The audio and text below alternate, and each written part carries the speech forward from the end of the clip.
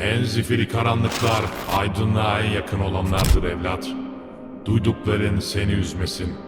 Tüm yargılarını bir kenara bırak. Ve kalbinden insanlığı sökmeye hazır ol. Kanalın ilk videosuna hoş geldiniz. İlk olarak sizlere siyah tavşan nedir, neler yapar gibi bir açıklama yapmak isterdim. Fakat anlatmamın pek de bir şey ifade edeceğini düşünmediğim için direkt konumuza giriş yapmak istedim. Pedofili misin başlığı aslında tamamen sizlerin dikkatini çekmek içindi. Pedofili, belirli yaştaki bir kimsenin ergenlik öncesi çocukları cinsel açıdan çekici bulmasına denir. Fakat burada bahsettiğim pedofili, yasal olan ve normal kabul edilmeye başlayan pedofili şeklindedir. Aslında bahsettiğim olaya da pedofili demek de pek doğru olmaz. O yüzden ben bu olaya transkarne adını verdim. Transkarne, Türkçe sözlüğünde olmayan ve tarafınca oluşturulan bir kelimedir. Transkarnenin ne olduğunu açıklayacak olursak, kısaca geçiş ötesi evrim yani geçiş dönemindeki aşırılığın evrimi olarak tanımlanır. Transkarne birçok etik olmayan olay ve akımı tanımlayıcı niteliktedir.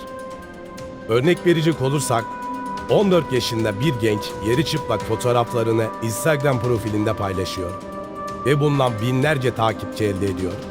Takipçilerinin bazıları yaşını bilerek, diğerleri bilmeyerek takip ediyor. Ve takip edenler sizce o fotoğraflarla neler yapıyor?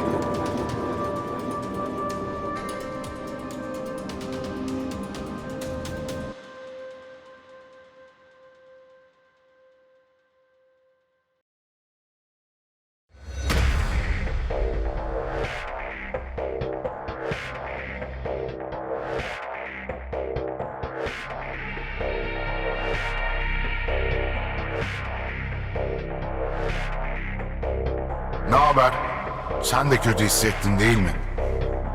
Evet, ben de kötü hissettim. Hatta bunu hazırlarken bile kendimden şüphe ettim. Daha da kötüsü bir pedofilinin bu videoyu nasıl zevkle izlediğini düşündüm. Doğru ya, böyle bir toplumun içinde saklanmak kolay olsa gerek. Aslında böylelerini tamamen suçlamak da doğru değil sanırım. Şu halimize baksana.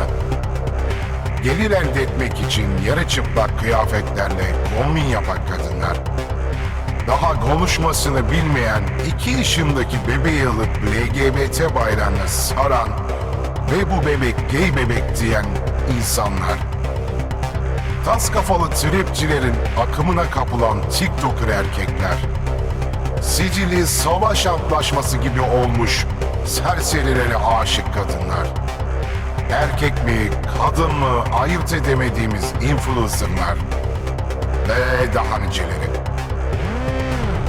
Buradan sonrasını yapay zeka ile hazırladım. Yani yapay zekaya sorular sordum. Neden diye soracak olursan, mağara adamı, gerici, sapık, gizli gay gibi yorumlara maruz kalmamak için. Neyse, konumuza geri dönelim. Aynı tarzda ve aynı şekilde siyah tavşanı takip etmeye devam edin.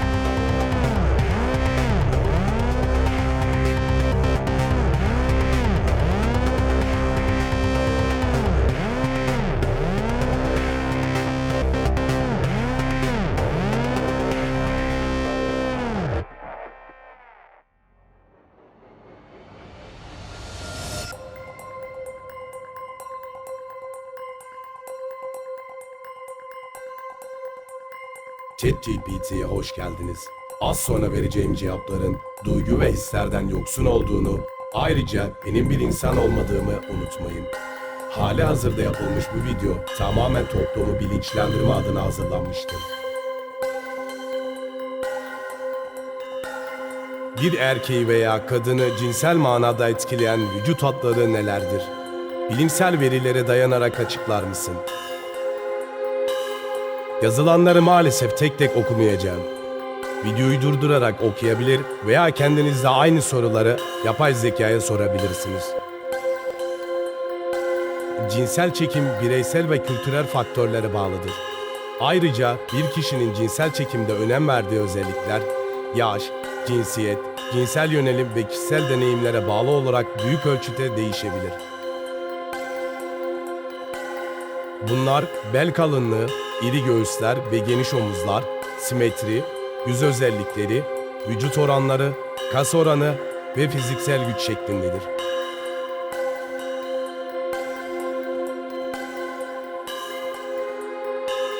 Dar kesim veya yarı çıplak kıyafetler gerçekte ne amaçla tasarlanmıştır? Moda, estetik, kendini ifade etme, cinsel çekim ve özgüven.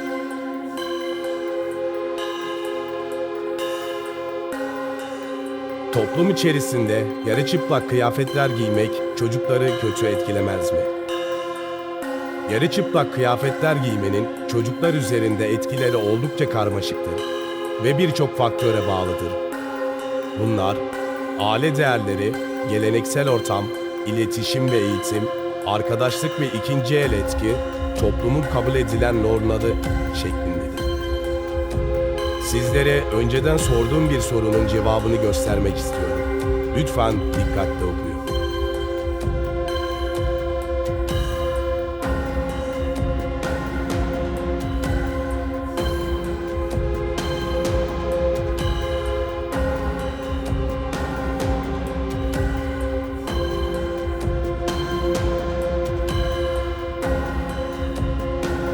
Artık nefsane duygulardan arınmanın zamanı gelmedi mi?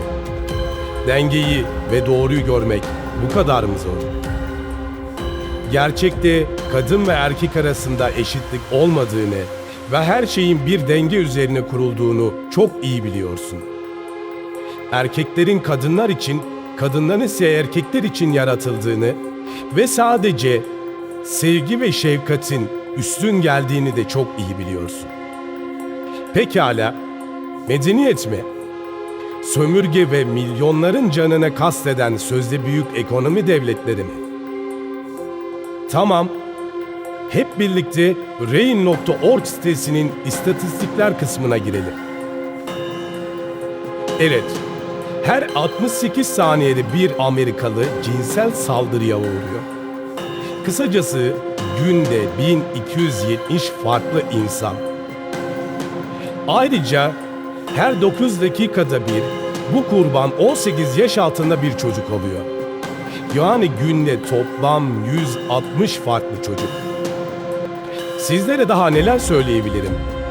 Çıplaklığın ve sözde cinsel özgürlüğün aile yapısını yıktığını, ayrıca insanları yalnızlaştırdığını, bunun bir kölelik sistemi olduğunu hala anlamıyor musunuz? Hakikatler bizzat benim anlattıklarım. Hakikat iffetini korumak. Hakikat sevgi ve şefkat. Hakikat sadakat ve sabır.